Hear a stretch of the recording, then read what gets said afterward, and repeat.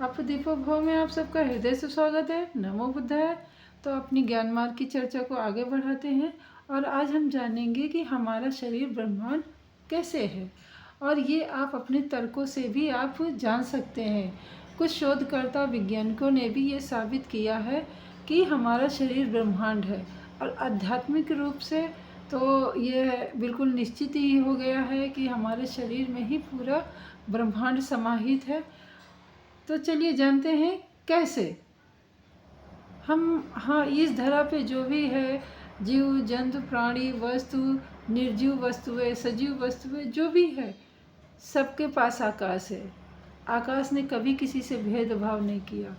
जैसे कि आकाश का विभिन्न रंग है, आपने हजारों रंग देखे होंगे, हजारों तो नहीं फिर भी बहुत सारे रंग हैं। इतने शेड्स हैं कि जितने हम लोग कल्पना भी नहीं कर सकते हैं। कभी आप गौर से देखिएगा कि आकाश भी रंग बदलता है। उसमें आपने तारे देखे होंगे, तारों पे कहानी बहुत सुनी होंगी। कुछ तारे छोटे बड़े, कुछ चमकदार, कुछ मध्यम वर्ग, कुछ कम चमकीले, कुछ बहुत ज़्यादा चमकीले। मतलब कहने का मतलब है जो हमारे एक विशालकाय आकाश है, उसमें विभिन्न प्रकार के तारे हैं, और सभी उसी आकाश में अपने एक सामंजस्य के अनुसार रहते हैं। उसी प्रकार हमारे शरीर में जो ये मस्तिष्क है, इस मस्तिष्क में भी एक, इसको आकाश समझ लीजिए, और इसमें विभिन्न प्रकार के विचार आते हैं, अच्छे बुरे, छोटे बड़े, भले, कभी किसी का भला करने वाले, कभी किसी का बुरा भी करते हैं हमारे विचार।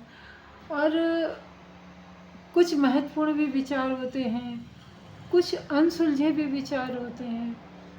तो जैसे आकाश में बहुत सारे विचारों का एक अपना समूह है, एक अपना महत्व है, इसी प्रकार हमारे मस्तिष्क में,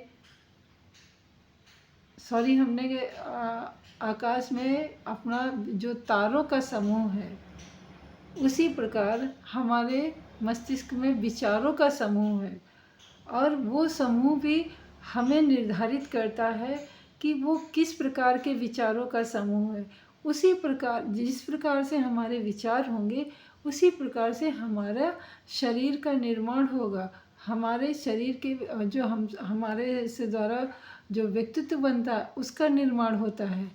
कि कहा वैसे इसीलिए कहा गया है कि जैसे विचार वैसा व्यक्तित्व, यानी इंसान का व्यक्तित्व विचारों से बनता है और विचारों से ही बिगड़ता है।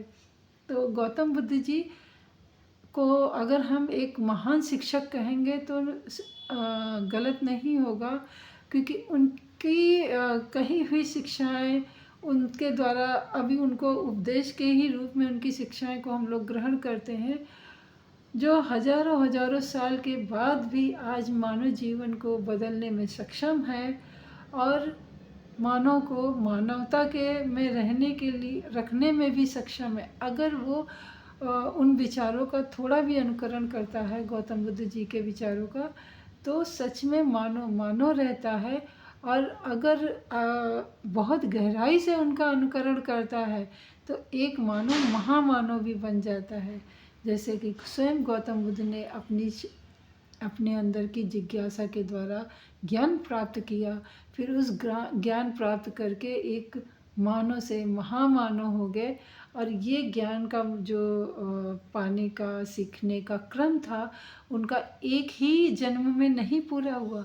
उस ज्ञान के मार्ग को बौद्ध और गौतम बुद्ध जी गौतम बनने तक का हजारों हजारों जन्मों का उनका सफ़र तय किया, तब जाके वो गौतम बुद्ध बने।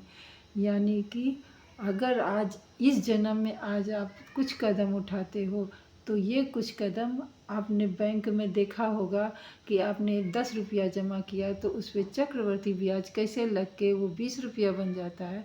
उसी प्रकार हमारा अच्छा कर्म या फिर बुरा कर्म कैसे वो एक से और बहु हो जाते हैं, बहुत सारे हो जाते हैं, और उन अच्छे या बुरे कर्मों से ही हमारा व्यक्तित्व निर्धारित होता है। तो आशा है आप एक अच्छे व्यक्तित्व के मालिक बनेंगे। गौतम बुद्ध की जितना भी आपको सीखने को मिले कहीं से भी, तो 2-4 बातें ही चाहे सीखिए, पर सीखिए ज़रूर, क्योंकि मुझे नहीं लगता कि गौतम बुद्ध से भी अच्छा कोई शिक्षक इस धरा पे है। तो मिलते हैं अगली वीडियो में, तब तक के लिए नमो बुद्धाय।